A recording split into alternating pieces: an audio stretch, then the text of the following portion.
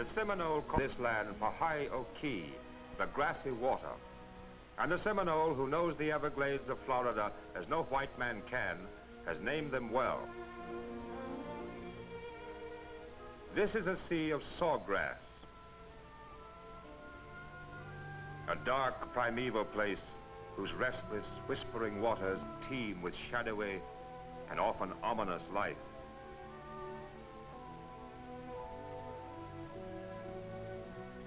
The sluggish, thin-blooded alligator, the lethal cottonmouth moccasin, the vigilant Louisiana heron, the resplendent, graceful flamingo.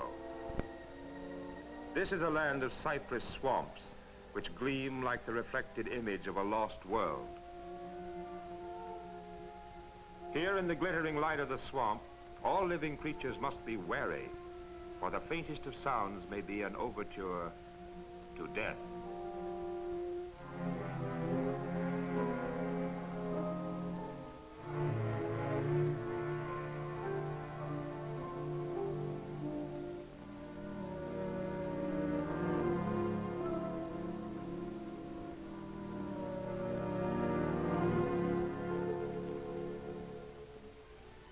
Nowhere else in the world is there anything like the sheer abundance of wildlife.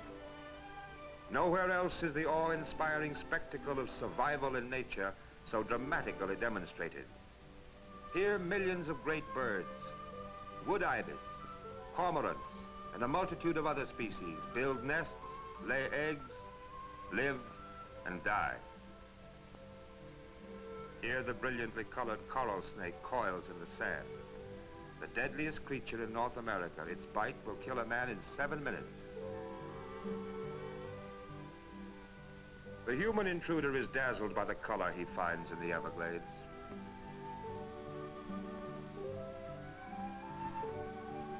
His eye is arrested by myriad hues, so brilliant that they singe the sky and set it aflame each evening over the Pahai-o-Kee.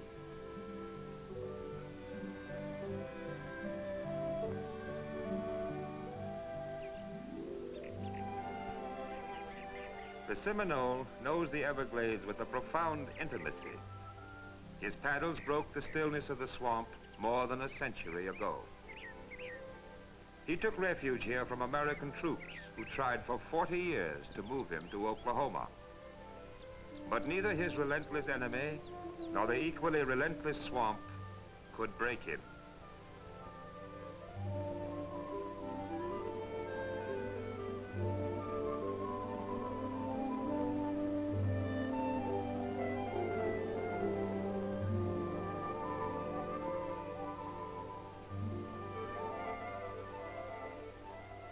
Left here to perish, the Seminole had to learn how to live in the great swamp, and he has become its master. In this grim and shadowy world, all creatures hunt and are hunted, and only the quick and the strong can endure.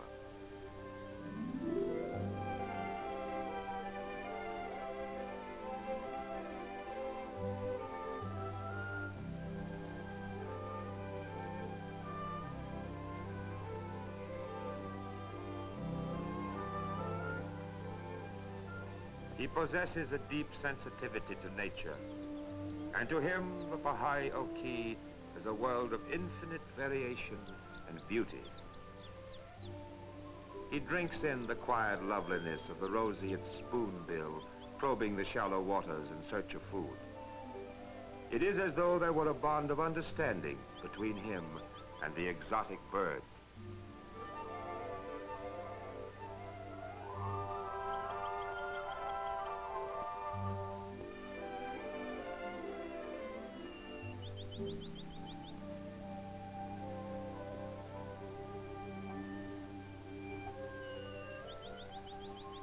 He marvels at the miracle of life, at nature's boundless capacity to flower and flower again. Here, cupped in the fingers of a dead mangrove, he finds 2 infant wood ibis, storks, less than 4 hours old, their tiny throats still palpitating in the agony of birth.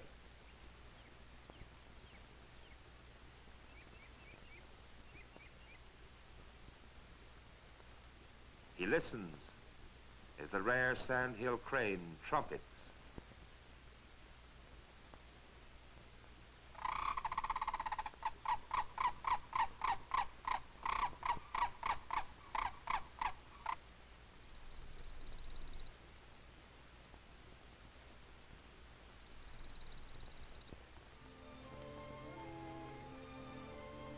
With knowing hands, he pulls his way homeward in the late afternoon, instinctively alert to both the wonders and the dangers of his world.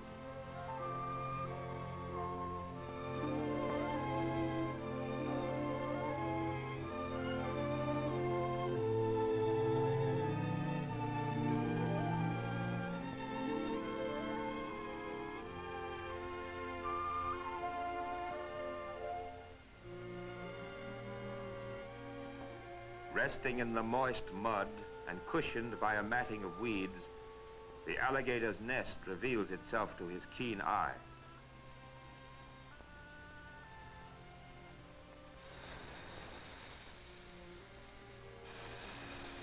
This monstrous mother will kill to defend her young.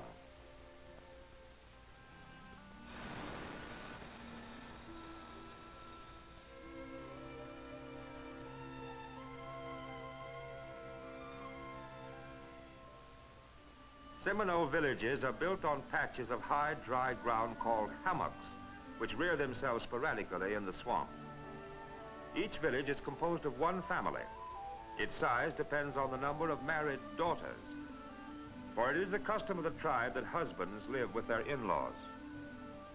Their huts are called chickees, and they are so built that when the hurricane howls about the hammock, the winds will pass through. Great houses fall before the hurricane, but the chickee remains standing. Seminole women are famous for their statuesque appearance and quiet dignity. Tribal law forbids them to speak to white people, though rarely does a white man visit their village. They scale garfish, speared by the men. Though inedible, its silver armor is a rich prize. These scales will be boiled, bleached, and sold to white traders for eventual use as sequins.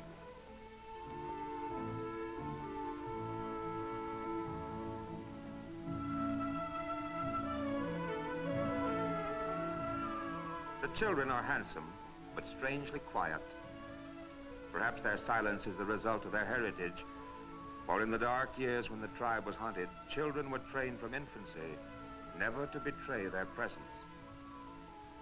They are taught at an early age to care for their younger brothers and sisters, and their responsibility is great, for man is not the only creature who prefers to live on the high, dry hammocks of the swamp.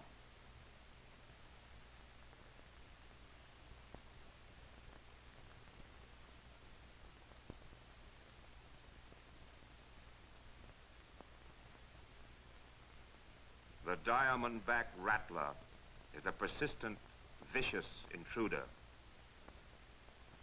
And these deadly, poisonous snakes are not respecters of age.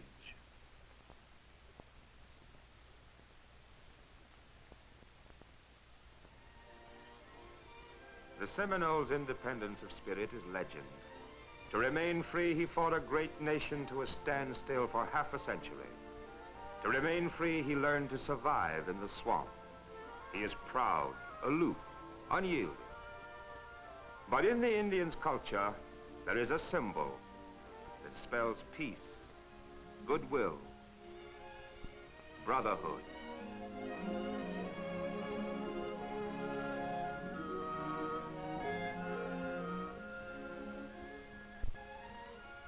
Tobacco has always meant these good things in the life of the Indian.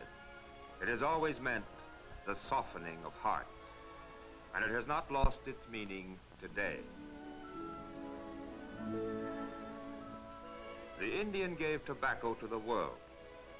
This man remembers when a ceremonial pipe smoked in council signified the presence of a virtuous bond between men. When Columbus came, he found the Indians smoking with a hollow, forked stick called a tobago. It was from this primitive pipe, the tobago, and not from the leaf itself, that tobacco got its name. And today the Seminole borrows the cigarette from civilization, for he finds it serves him well. The sewing machine is the second device they have accepted from the white man's world. Hand-operated models are found in virtually every chickee in the Everglades. This instrument has become the vehicle for their original art. They sew brilliant geometric designs on narrow bands and work them together to make striking skirts.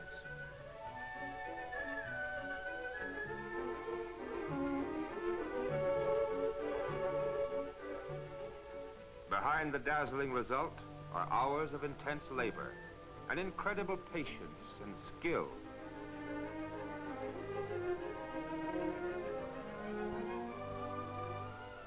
Civilization's most extraordinary gift has been the airboat. This flat-bottomed craft has endowed the Indian with the power of the bird and the fish. Driven by an airplane propeller, the boat cannot foul in the weeds. It travels 40 miles per hour in 1 foot of water as smoothly as over glass.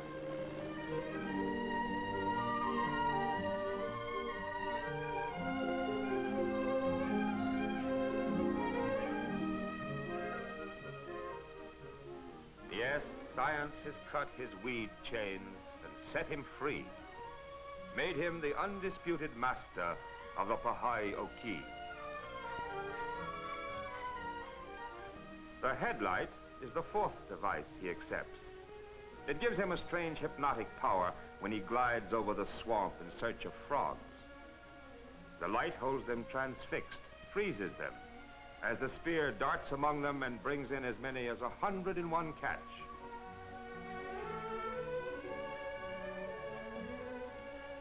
Frogs' legs are a delicacy in demand by the great resort hotels. They bring a good price and help the Seminole earn a living.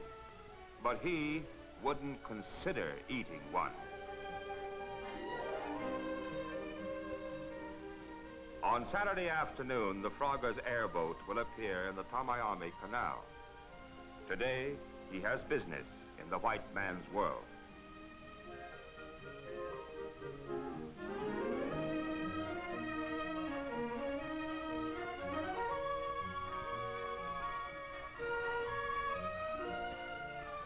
Miami. In the Seminole's language, it means literally, very large. And indeed, it is the largest place he has ever seen or dreamed of. He comes here to the fisheries to sell his frogs.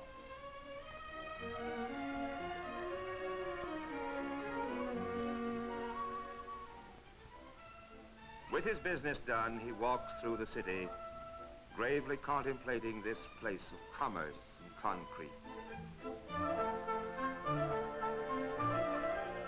It has its awe-inspiring beauty. And now and again, he will find a friendly face, or sign, or symbol, which reminds him of his contact with this other world. There are moments in this place called very large in which he doesn't feel so small and all alone. But mostly, the Seminole in the city feels trapped, uncertain, lost. One must be wary, for surely there is more danger here than in the great swamp. Yes, this most self-contained and fearless of mortals treads softly among the tall buildings, confounded by the restrictions he finds on every side.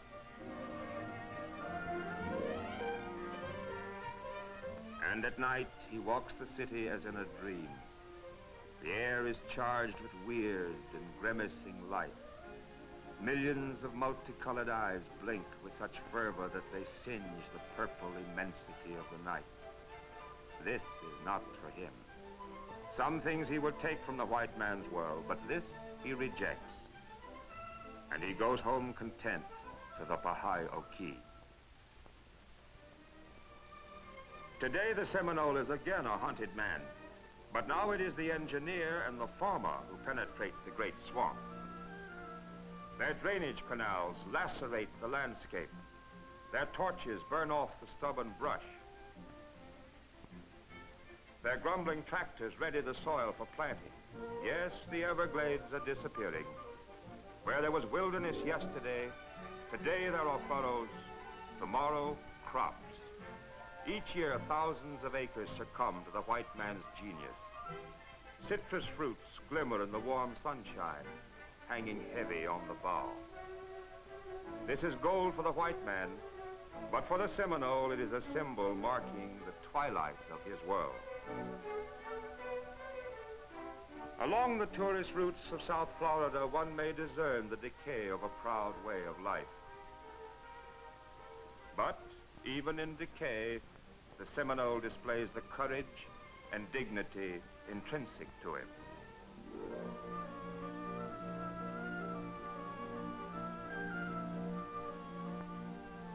Alligator wrestling is extremely hazardous. There could be a fatal slip before the reptile is stroked to sleep.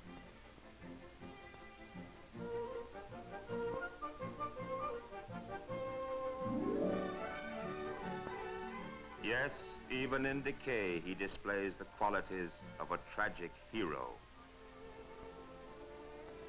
The force which once was his bitter enemy has today become the Seminole's great friend.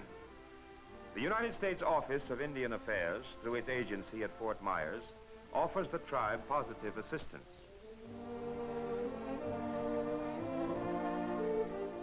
The superintendent, an Indian himself, is the instrument of the government's patient and enlightened policy. He can only offer assistance, only invite the Indian to live on a reservation.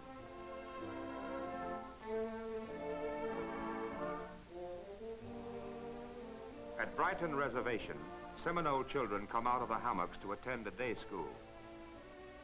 Here, under competent teachers, they will be better equipped for contact with the white man's world.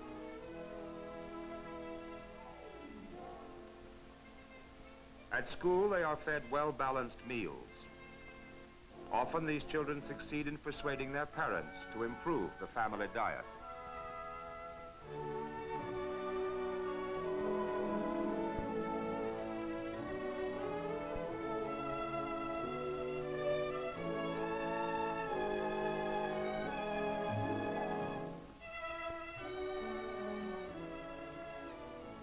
Together with education, health is a cornerstone of the government's Indian program. At Dania Reservation, Seminole mothers bring their children to the government clinic.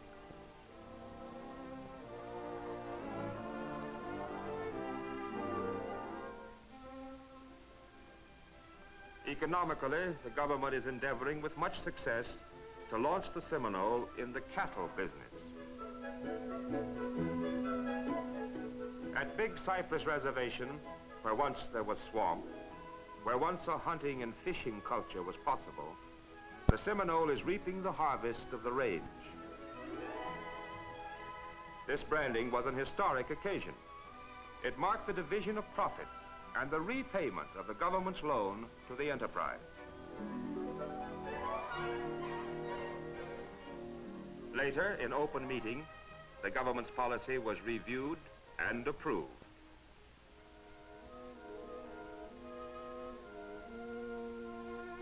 Then the leader of his people, the Christian minister, called upon them to face their changing world. He read in the great transition through which the Seminole is passing the promise of a better life. He saw the need for spiritual help as well as for the great gifts of government. But this too would come to the swamp people. He saw a vision of promise poised above the sawgrass and the whispering water. He saw hope in the Pahai Oki.